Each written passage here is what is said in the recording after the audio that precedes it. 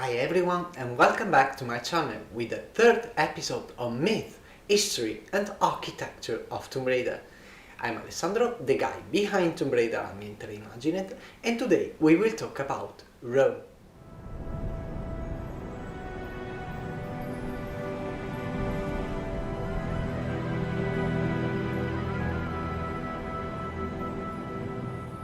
Set in 1989, the Rome chapter appears in the fifth installment of the saga, Tomb Raider Chronicles, and follows Lara's adventure as she searches for the mythical Philosopher Stone in the Eternal City. Legend has it that the city was founded by Romulus in 7053 BC after killing his brother Remus. However, historian believes that Rome was born from a union of Latin and Sabine villages on the Palatine Hills, later developing in a regional power.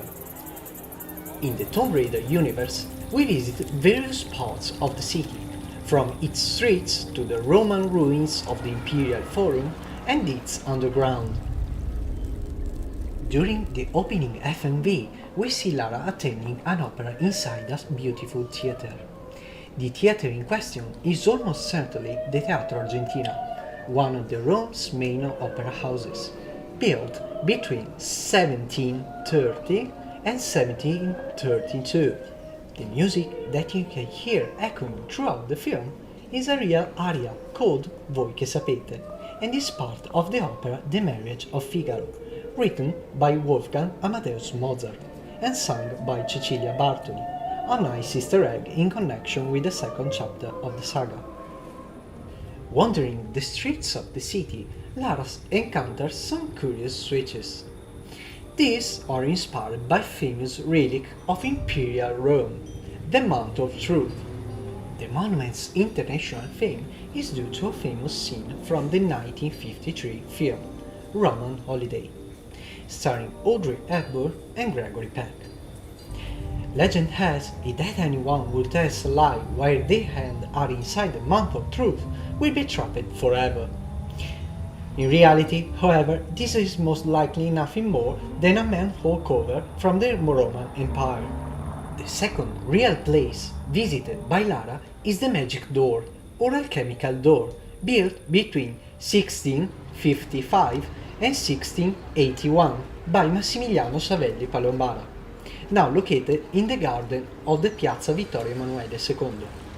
According to a legend passed down to us in 1802 by the scholar Francesco Girolamo Cancerelli, a pilgrim named Stibeon was hosted in the Villa Palombara and spent the night in the garden searching for a mysterious herb capable of producing gold.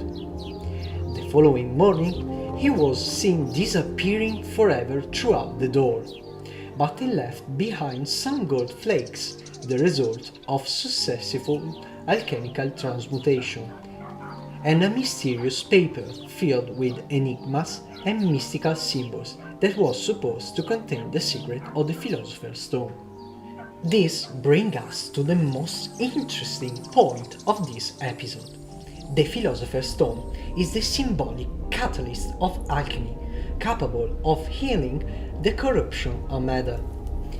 According to the legend, the Philosopher's Stone possesses three extraordinary properties: providing an elixir of life capable of conferring immortality, guaranteeing omniscience of the absolute knowledge of the past and the future, and the ability to transmute base metals into gold.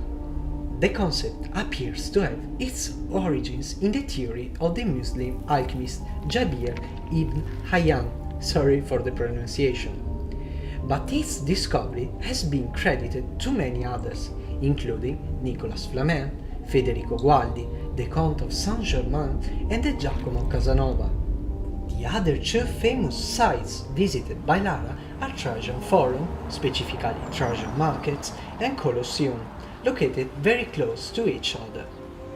Trajan's markets were interpreted as a gigantic supply system for the city, which also ensured by the construction of the Trajan's port at Fiumicino. The complex exploits all available space, carved out on the hillside, inserting rooms of various shapes and different levels of the monument. This layout allowed to wide transition from the curvilinear layout of the exedria behind the porticos of the Trajan Forum to the rectilinear layout of the surrounding urban fabric.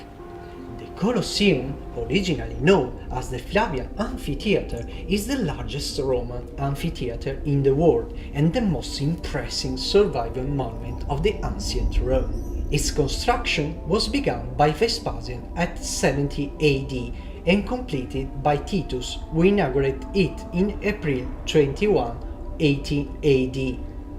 In ancient time, it was used for gladiator shows and other public events, hunting spectacles, naval battles, and drama based on classical mythology. No longer in use after the 6th century, the enormous structure was reused over the century, even a quarry. The supporting structure is made of travertine block pillars connected by pins. The external facade, up to 48 meters height, is made of travertine and is divided into 4 levels. The ceiling was originally covered by a complex structure of beams and canvases to provide shade for spectators. Today, the remaining ruins are the symbol of Rome and one of the city's major tourist attractions. A little gem conserved to the cafe in the main square of the streets of Rome level.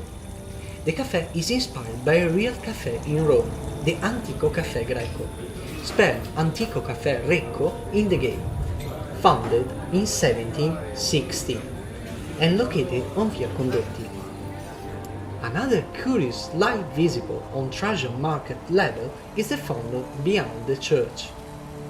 The mask is inspired by a real building, the entrance of the Palazzetto Zuccari, built by Federico Zuccari in the early 17th century, in Baroque style, also known as the House of Monsters.